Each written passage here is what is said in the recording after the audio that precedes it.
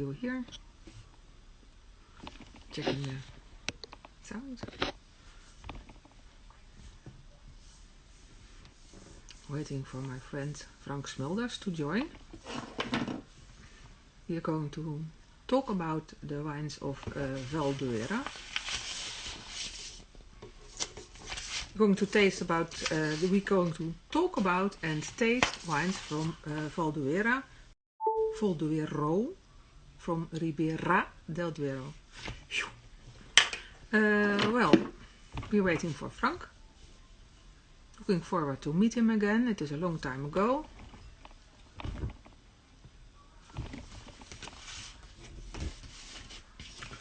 We're going to taste some very nice wines. A white wine from the indigenous grape variety from the area, and also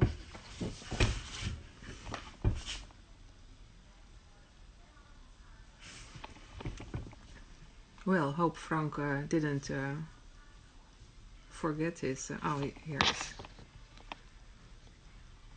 Okay, Frank. Hi, Frank. Yeah. Good to see you. So, and where are you? I'm in Romania, and you are in snow in the Netherlands or in Russia? No, in the Netherlands. I was in Russia, but came back a week ago. Was last week in Bordeaux teaching, and now okay. I'm. Yeah. So traveling is not that difficult for you? No, but you have to do. My nostrils are huge now because I've done 15 tests. All the tests. Okay. One after the other. Yeah. Okay. Well, but it's good to. Okay, good to see you here.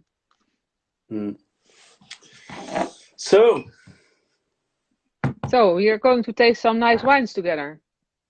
Yes, we are. I'm opening the first bottle. Okay. I already opened it. I couldn't wait. I couldn't resist. Yeah, of course.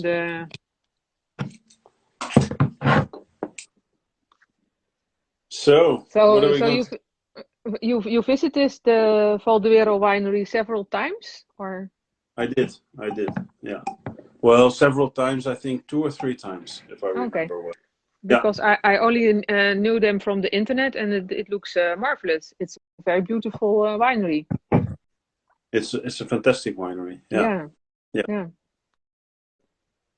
They were in 1982 when the DO Ribera del Duero was founded. They were one of the 8 founding fathers. Okay. So it's not a very old winery because, as far as I know, there's only one very old winery in the area, and that is Vega Sicilia.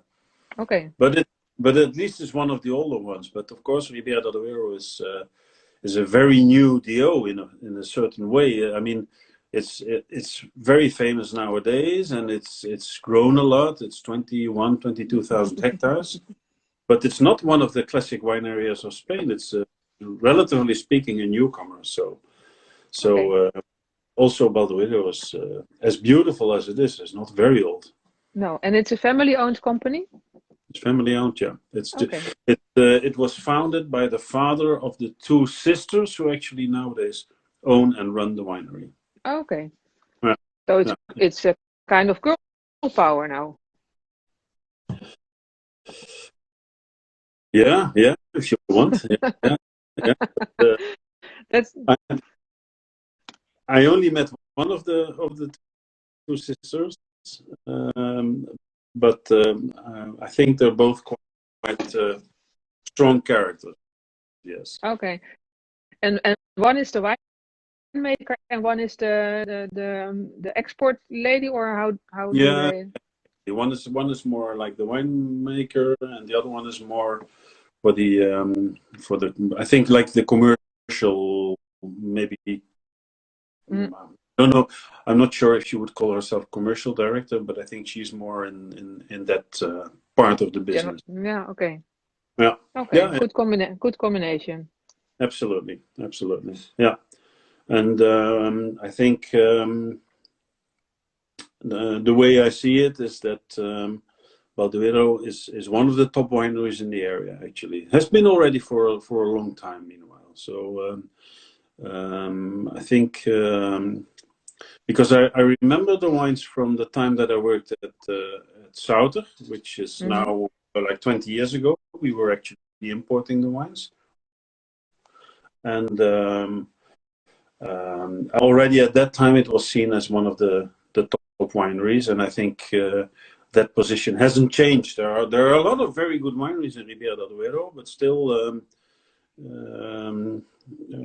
they're always they would still be leading, one of the leaders in the quality when it comes to quality. Yeah. Okay. And amongst others, they are famous for their white albino. Well, I think. I don't know if they're famous.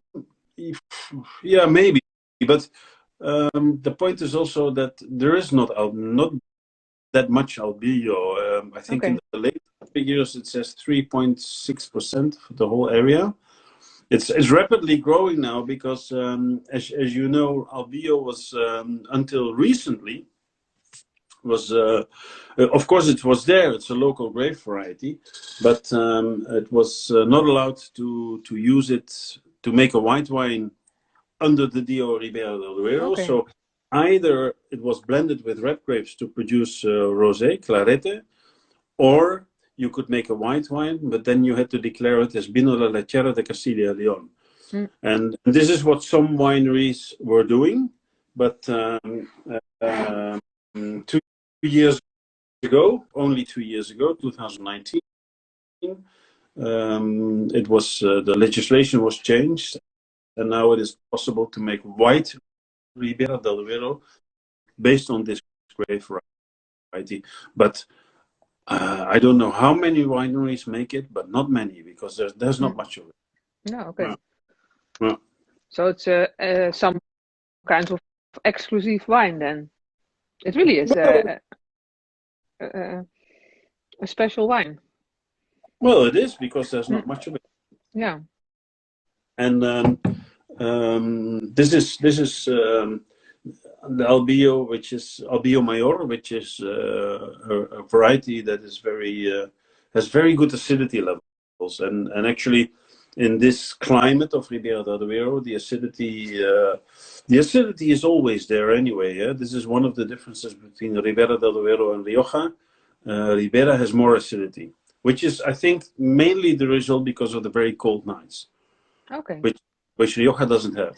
And so that suits. Actually, if you think of Rueda, which is not very far from Ribera del Duero, Rueda is a bit further away from Valduero. But after all, Rueda is not so far away, and the Rueda wines have good freshness and acidity. And so, with a similar climate, the cool nights will provide acidity. And Albio Mayor has this acidity already. So there are wines with good acidity levels. From my point of view, it's not a very aromatic variety, but it still gives good wines, actually. And interestingly enough, there's another Albio which grows in Sierra de Gredos, but that is Albio Real, and that is actually a variety with low acidity levels. So it's a very different wine. Okay. Different variety, different wine. Okay. Yeah. So there are more than one Albio variety. Yeah, there are two, at least as far as I know, maybe more. But there are at least two. Yeah. Okay. Do you know how this wine is produced? I think without oak and longer aging on the lees. Okay. The label says criado sobre lías, which means aged on the lees. Okay.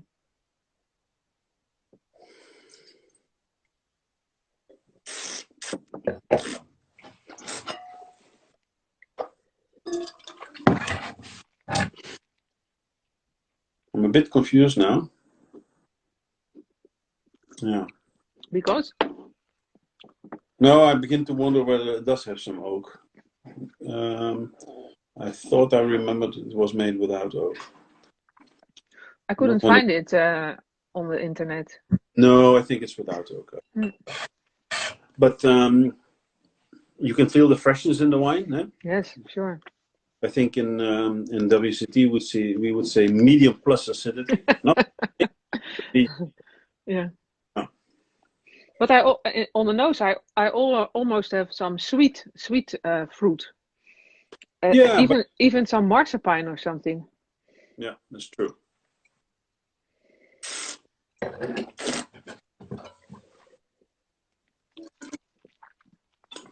But as I said, you know, it's a rather neutral variety in the sense that it doesn't have the expression of Berdejo, for example. Berdejo is really an aromatic variety, and Albio is not. But the quality of this wine, you can really feel it in the length, because actually the wine has a very good finish. Yeah.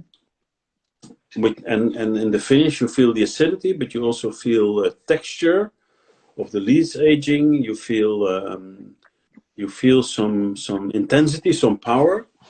Let me check the alcohol. But it stays very fresh in the aftertaste also. It's very fresh. Yeah. And also kind of saltiness I have in the aftertaste.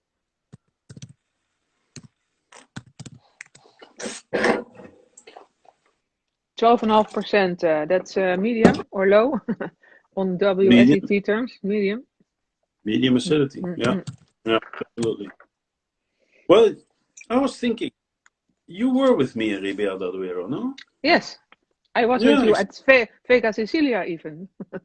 Yes, exactly. Yeah, sweet memories. Yes. I remember that trip. Yeah, it was a nice trip. Yeah. But indeed, I didn't know. I knew Balduero, but at that stage I hadn't visited it yet. I visited it the first time maybe like 4 years ago when I was teaching. I teach regularly WCT level 3 in Ribera del Duero in Aranda. You know, where we stayed in the hotel, Aranda del Duero, and that is the occasion that I visited them for the first time.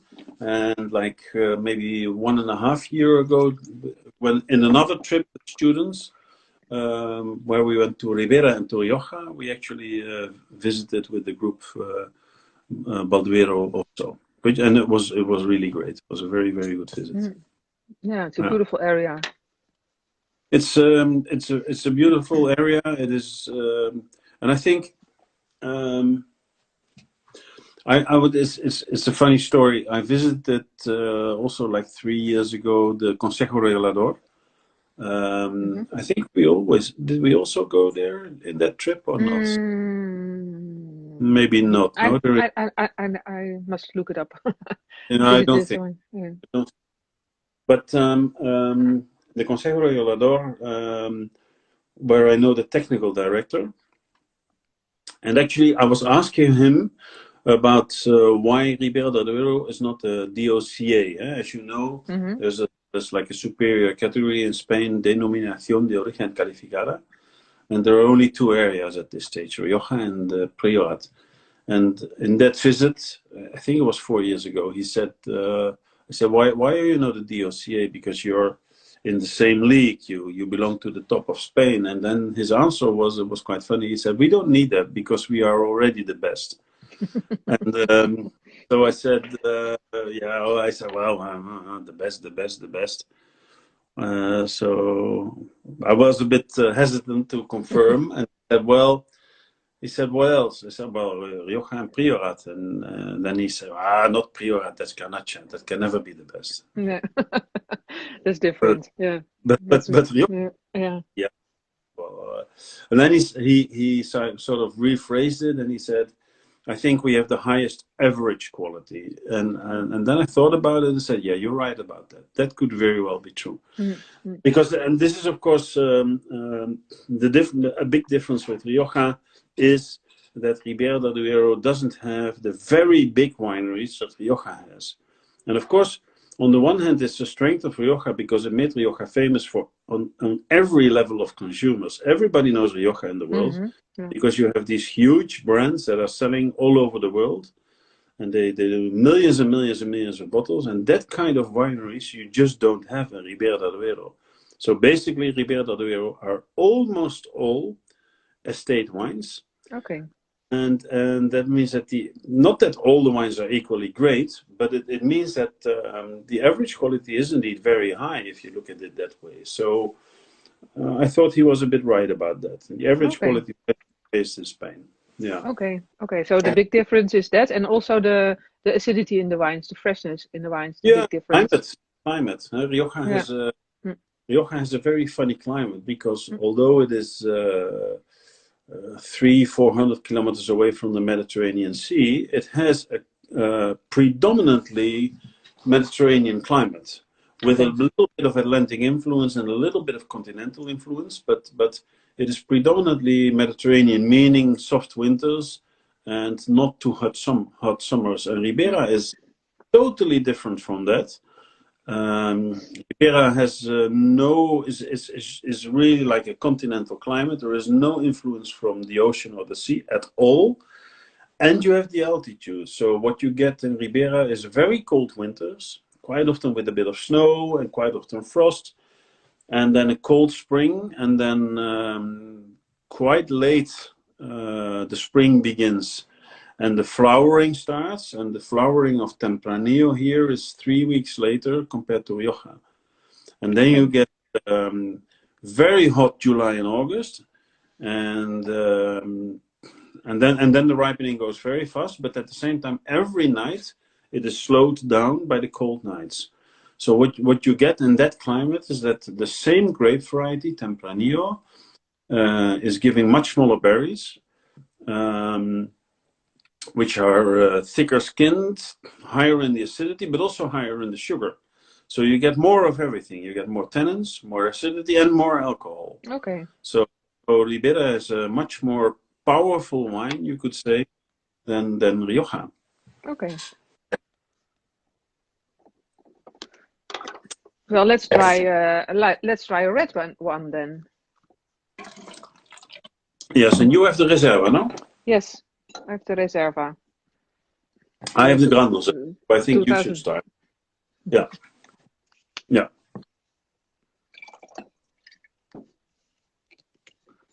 So the difference is the aging period, because I think the grape variety is the same, and the vineyards are the same.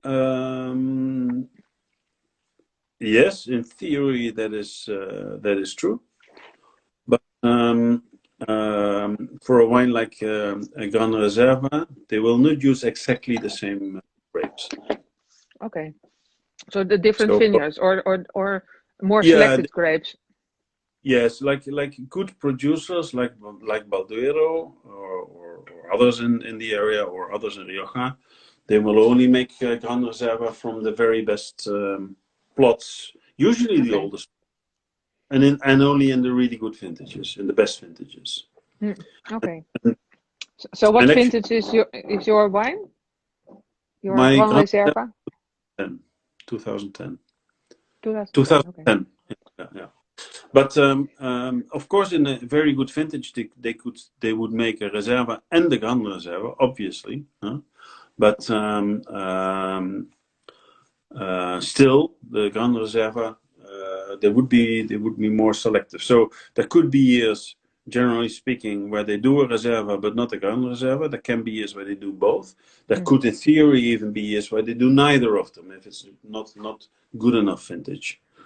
Okay. Not by legislation, but by their own will. So how is your Reserva? Well, it is. I think perhaps I should do it in a carafe because it's a little bit closed, and I really have a lot of tobacco and coffee. Sure.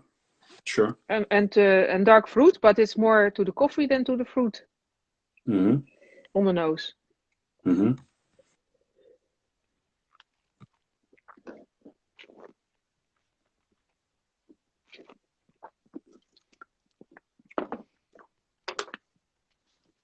Yeah. It's kind of the same on the palate. Also some mocha coffee, Sure. but also the dark fruit. But it's very well balanced. Yeah.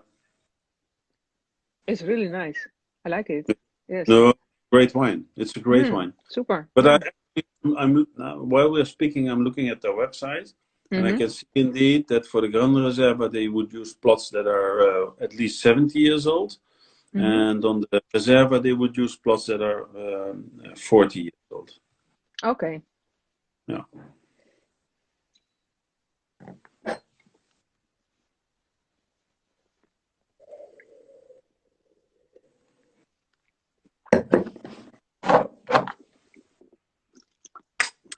Now I have it longer in my glass, and there's more.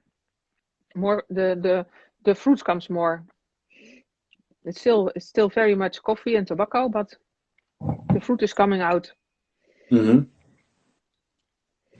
Yeah, but you're right. You know, wines like these, if you want to truly enjoy them, you should decant them, even if Yeah.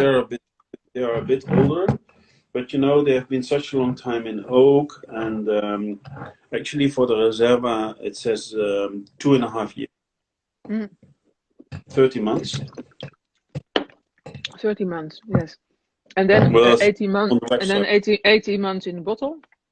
And then, but in the aftertaste, it's very, very fresh, and the tannins are obvious there, but it's not. They are not harsh. They are not ripe, but in between. No, but that is So how? also the difference between good and very good producers. The good producers are sometimes a bit. The wines are sometimes a bit too tannic and a bit rough, you know, and not Mm-hmm. so easy to drink when it's young or younger.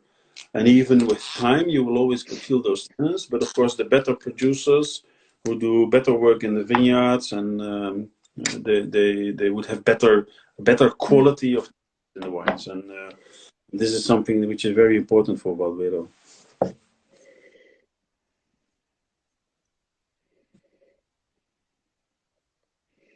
It's very fresh, also.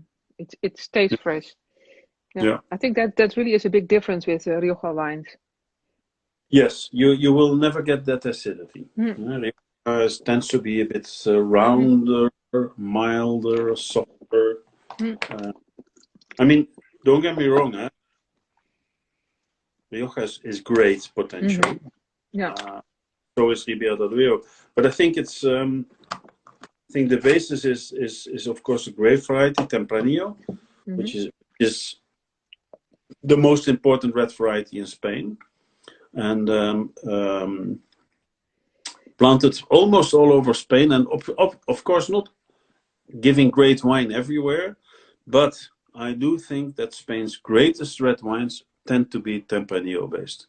Mm. And basically, we talk about Rioja and Ribera del Duero, maybe Toro, but I would usually rate Toro a little bit lower because I find Toro is so incredibly heavy and concentrated that yeah, as beautiful as Toro wines can be, but I would not put them at the same level, generally speaking, as Ribera del Duero Mm-hmm. or no. But the great quality of Tempranillo is not a grape variety with a lot of acidity. Actually, not at all. But it does keep very well. Mm. That is because it's more tannic. And I'm thinking especially of the comparison Tempranillo Garnacha, because in the recent history, Tempranillo has become very dominant in Spain, and Garnacha lost its number one position. They lost Mm-hmm. a lot of vineyards of Garnacha have disappeared, and mainly because Spanish winemakers consider Garnacha to be best suited for young wine, Vino Joven, or Mm-hmm. rosé, because from their point of view, it cannot age. And this is a bit of an exaggeration because a good Garnacha can age if you know how to work it properly. But it is true that on average Tempranillo ages better, and that is why it has, at the end, a higher reputation. And as I said, Spain's best red wines are definitely Tempranillo based. Yeah. And the trend is still going on, like more Tempranillo Yep. than Garnacha? Okay. Absolutely. Yeah. Okay. Yeah. I mean, there are plenty of initiatives in Spain in areas to work more on the quality of Garnacha. Even in Rioja, in Rioja Alta, there are a lot of people now making very nice single varietal Garnachas instead of putting it in a blend with Tempranillo. And you have areas like Sierra de Gredos where interesting things are happening with Garnacha. But the overall picture in Spain that it still goes down. Yeah. Okay. There's also Garnacha in Ribera del Duero, but not much. But there are some old vineyards with Garnacha. And how do they bottle it? Like Vino de la Tierra, or? I think usually they blend it with Tempranillo and don't talk about it a lot, actually. Yeah. So, what's in your glass? So I've got the Grand Reserve 2010. Here it is. And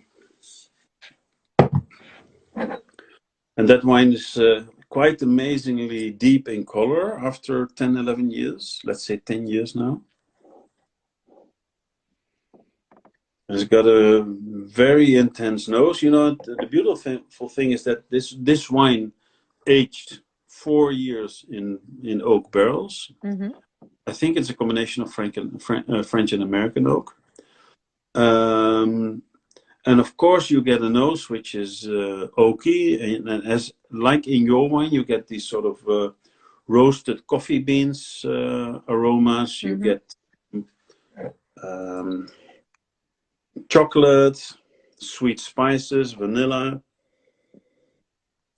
You get test cherry aromas, a bit of mushroom, I find, and some leather and some forest floor. But at the same time, and that is the nice thing, you still have plenty of fruit as well, like primary aromas. You still get sort of black plum, black cherry, a bit of pepper. So it's actually a beautifully complex nose, and with a lot of depth, actually.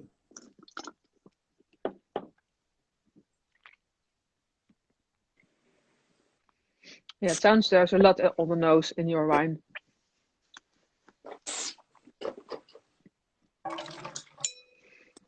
Yeah, and actually, the palate is even more complex because, like in your wine, it is still in a way rather close in the nose.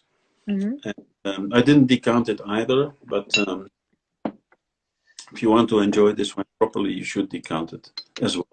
Yeah, decant it like half an hour or an hour before consumption. But on the palate, you get the same. You have a lot of fruit, a lot of oak, but high quality oak, and a clear texture character. But more interesting now is also the structure of the wine. So it's got quite a bit of alcohol. Let me check. 14%, which is not too much, huh? But it's of course it's not. So 14% alcohol, probably a bit more. I would say 14.3 or something. It has more than enough acidity to balance, so you do not at all get the impression that the wine is heavy because of alcohol. Not at all. It is very tannic because you really feel the tannins all over your mouth. So in your cheeks, on your gums, and on your tongue, you still sense the oak tannin, of course. That's especially what you feel on your tongue. But the grape tannin, which you feel here, is of superb quality. It's perfectly ripe. It's grippy because it's Tempranillo coming from Ribera del Duero, so it will never be soft. Rioja tannins tend to be much softer. Priorat has no tannins because it's Garnacha based, or very little.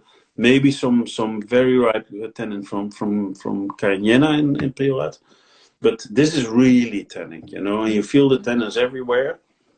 but they are fine grained. They're very, very ripe.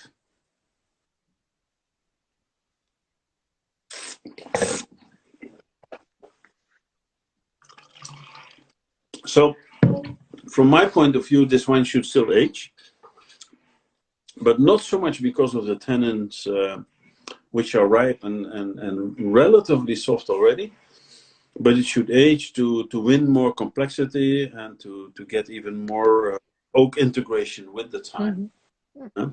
Okay, but when I hear, yeah, and it's a great wine to pair with food. Yeah, absolutely, absolutely, yeah, absolutely.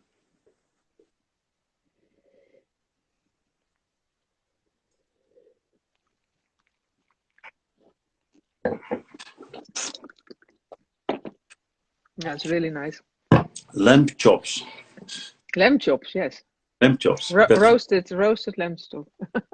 Roasted lamb chops. Yeah. Which is always delicious and always goes well with red wine. I think so. Yeah, that's a good idea. Someone asked you, what's your favorite Russian wine? Russian wine. Yeah.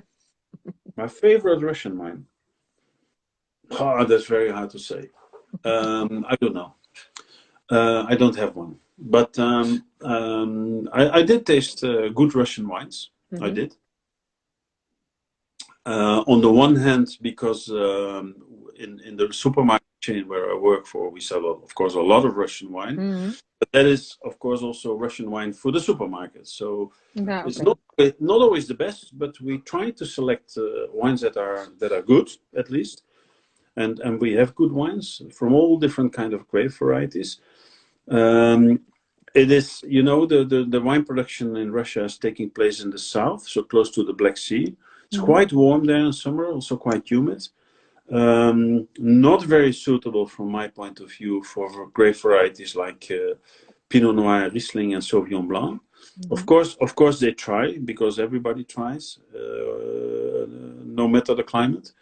But if you go to varieties that are more suitable for a warm climate, like Cabernet Sauvignon, Syrah, or local varieties like Krasnostop or Saparavi, you do get really good wines. Okay. I did visit some high-end wineries some 2-3 years ago when the first Russian wine competition was taking place, but they were all really at the start of things and they couldn't even really show wines. So I'm curious what will come out of that. Yes. Russians are also quite proud of their sparkling wines. Actually, there's a big sparkling, yeah, and some of that is quite nice. I had dinner 2 weeks ago in Moscow in White Rabbit, which is the most famous restaurant of Moscow, and the sommelier showed me her favorite Russian sparkling wine. Now, I forgot the name. I can look it up, but that's the problem because I have to look in the pictures of where see it.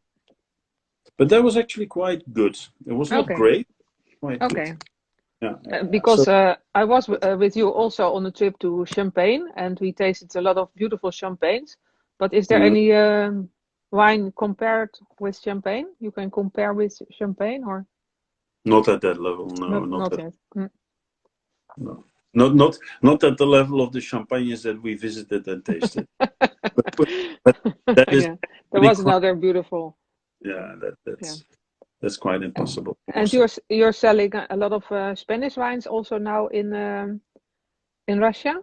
Well, I think it's yes, we do, but we sell much more Italian wine because Russians are very fond of it. And then comes France, and then comes Spain. So Spain is only like it's less than half of what you would do in Italy or France, in Italian wine or French. Okay. But of course, with my sort of Spanish specialization. Yeah, that's right. We have a very beautiful range of Spanish, definitely. It's not what Russians are mostly looking for. No. Okay.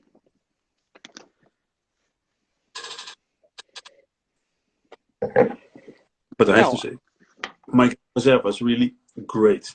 It's great. Yeah. And they have sorry. called called Valduero 6 años, 6 years. And that is even better, actually. That is a fantastic wine. That is, for me, the best wine they make. Yeah. The 6 years? Yeah. 6 años. Okay. Yeah. That's a great wine. A very long aging. Mm-hmm. And what's the specialty about this wine? Obviously, it's 6 years old, but yeah, it's.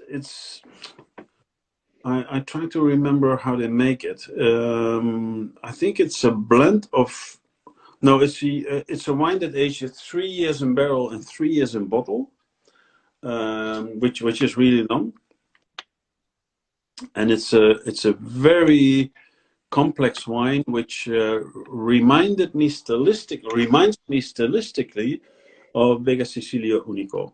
Okay, at the end Unico is better, I have to say, because Bodegas Sicilia Unico is in a good vintage is the best red wine in Spain. For me, there is absolutely no doubt about that. But we visited Bodegas Sicilia a few years ago, and that was the last year the winemaker was there. Then they changed the winemaker.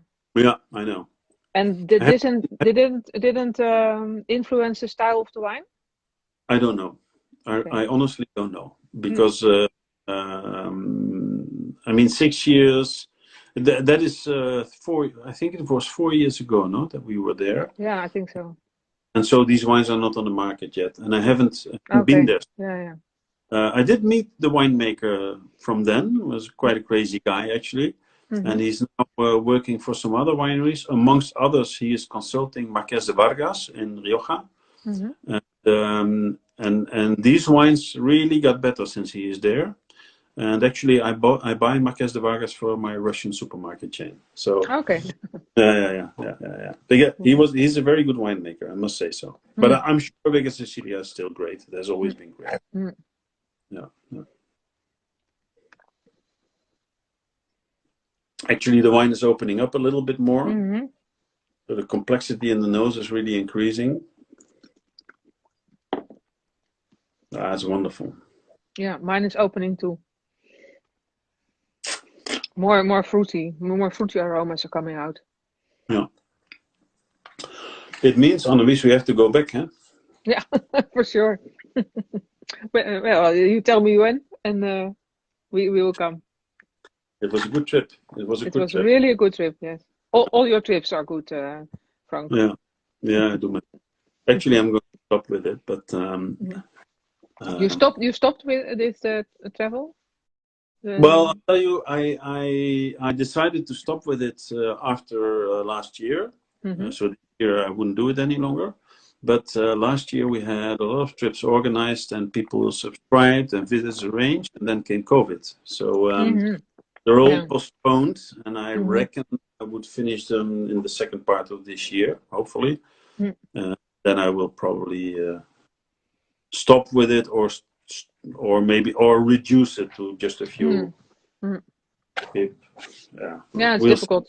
I hope to meet you in Tuscany in April. Yes, exactly. Well, we see what happens. I'm curious. Yeah. Well, for now it was very nice to share a glass of two with you. Yeah. And likewise. Well, we should do it more often. Share a glass online. We will, yeah. Better in real life. No more questions from anyone?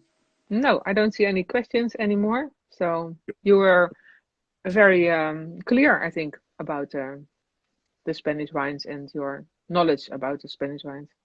Good. So, okay. Frank? Then I say goodbye to everybody. Yeah, goodbye. Keep the spirits up. Let's have a few more months of patience. And then hopefully, summer will come, COVID is gone, and we'll go crazy. Yeah, okay. Okay, cheers. It was nice meeting you. Likewise, and have a good time in Romania. Yeah? I will. Bye-bye.